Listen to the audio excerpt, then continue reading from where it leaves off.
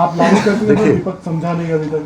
अब आप लोग बहुत विस्तार से सुन लीजिए, और मुझे भी अच्छा लग रहा है आप जो प्रश्न कर रहे हैं। हमें बोलना तो वहाँ चाहता हूँ, लेकिन आप लोग मुझे यहीं बुलवा ले रहे हैं। देखिए, इनका विरोध है। आज जो मैंने जानकारी करी, या मेरे पास जो जानकारी आई है, लिव इन रिलेशनशिप को लेकर। एक तो लिव इन रिलेशनशिप, ये इसमें प्रावधान जरूर किया गया है यूसीसी में। ये हमारी संस्कृति का हिस्सा नहीं है। हमारी संस्कृति इसको मान्यता नहीं देती है। हमारी संस्कृति में कहीं कोई स्थान नहीं है।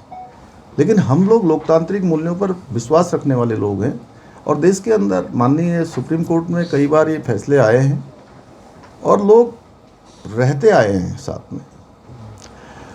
हमने केवल और केवल लिव इन रिलेशनशिप में ये प्रावधान कर दिया कि जो भी लोग इस संबंधों के आधार पर अपना जीवन निर्वासित कर रहे हैं, साथ में रह रहे हैं, उनको अब ये जानकारी देनी होगी।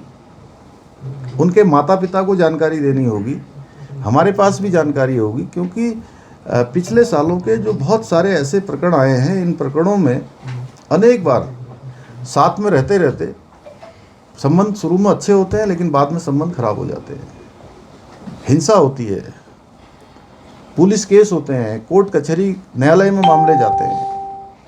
अनावश्यक कई प्रकार के उत्पीड़नों का शिकार दोनों ही पक्षों को, कभी महिला और पुरुष दोनों का ही उत्पीड़न अलग अलग दिशा में होता है। और कई बार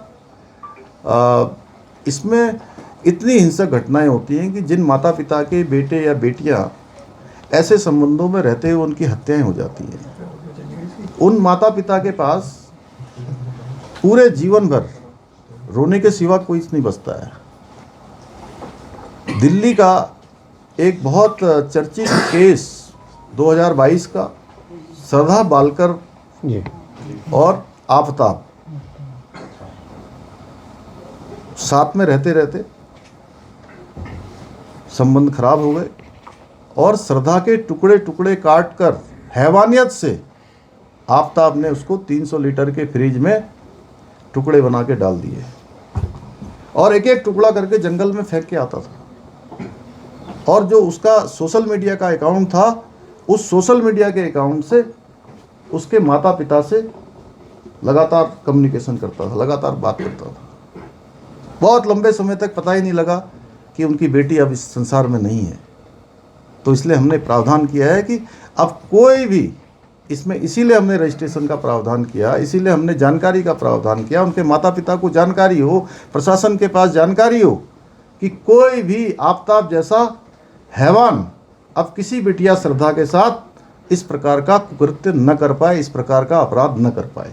तो इसमें क्या बुराई है? और जब हम ये बना रहे थे, तो कांग्रेस पार्टी समेत राज्य के जितने भी राजनीतिक दल हैं, उन सारे राजनीतिक दलों को हमने आमंत्रित किया था कि आप आइए, आपको कोई विचार रखने हैं तो आप अपने विचार दीजिए, आप अपने सुझाव दीजिए। हम ये यूसीसी का ड्राफ्ट बना रहे हैं, हमारी कमेटी ने उनको आमंत्रित किया। और ये जो महिला सशक्तिकरण के लिए बनाया गया हमारा ये यूसीसी है, ये विधेयक है, इसमें उत्तराखंड की जनता ने मोहर लगाई है। ये बाबा साहब भीमराव अंबेडकर के जो उन्होंने संविधान बनाया है, उस संविधान के अनुरूप लाया गया कानून है, लाया गया विधेयक है। यानी कि कांग्रेस महिलाओं का भी विरोध करती है, महिला सशक्तिकरण से, महिलाओं की सुरक्षा से उनका कोई लेना देना नहीं है। वो महिलाओं पर अत्याचार को प्रोत्साहन देना चाहती है, इसलिए इस कानून का विरोध कर रही है। वो बाबा साहब के संविधान को नहीं मानती है, इसलिए जो है इस जो संविधान में अनुच्छेद 44 में जिसका प्रावधान किया गया है उसका विरोध कर रहे हैं लोग। इसलिए ये बात यहीं तक नहीं चलने वाली है कि आप लोग उत्तराखंड की देवतुल्य जनता को भ्रम में नहीं डाल सकते। उत्तराखंड की जनता ने हमको जो है काम करने के लिए अवसर दिया है। उत्तराखंड के इतिहास में पहली बार उन्होंने एक परिपाटी बदली है, एक मिथक तोड़ा है, और लगातार किसी सरकार को दूसरी बार काम करने का अवसर प्रदान किया है। और इसमें जो हम यूसीसी लाए हैं, ये उत्तराखंड की जनता ने उस पर मैंडेट दिया है हमको। अगर मेरे से कोई पूछे कि इस यूसीसी का श्रेय किसको दिया जाता है, तो मैं कहूँगा यूसीसी का श्रेय देवभूमि उत्तराखंड की जनता को दिया जाता है, जिसने हमारे संकल्प को सिद्धि तक पहुंचाने का काम किया। अगर हमने उनके सामने संकल्प रखा था जब हम चुनाव में जा रहे थे तो हमने कहा कि भाई हमारा ये संकल्प है, हम सरकार में आएंगे तो सबसे पहले हम यूसीसी लागू करेंगे। तो उत्तराखंड की जनता ने इसके लिए आशीर्वाद दिया है। मैं समझता हूँ कि और इसके साथ साथ एक भ्रम और फैलाने का काम हो रहा है कि जी कोई बाहर से आकर कोई अगर शादी कर लेगा लड़का या लड़की तो वो उत्तराखंड का निवासी हो जाएगा। उत्तराखंड का स्थायी निवास क्या बोलते हैं? हाँ, उसको मूल निवास मिल जाएगा। ये सब भ्रम है भाई। ये केवल यूसीसी के तहत जो प्रावधान किए गए हैं उन प्रावधानों से किसी को यहाँ की निवास नहीं मिल सकता। आप लोग भ्रम में डालना छोड़िए, क्योंकि अगर अभी देखिए नगर पालिकाओं के, नगर पंचायतों के और महानगर पालिकाओं के चुनाव हुए हैं नगर निगम के।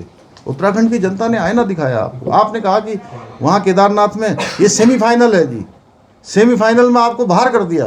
तो आप लोगों को भ्रम और झूठ में नहीं फैला सकते। उत्तराखंड के लोग बहुत जागरूक हैं और पूरे उत्तराखंड के नहीं, देश दुनिया के अंदर जो उत्तराखंड के हमारे प्रवासी भाई बहन रहते हैं सबके बधाई संदेश आ रहे हैं कि देवभूमि उत्तराखंड पहला राज्य बना है। सबको गौरवान्वित हो रहे हैं। लेकिन ये लोग कुछ लोगों को आगे करके अभी भी झूठ और भ्रम की राजनीति फैला रहे हैं।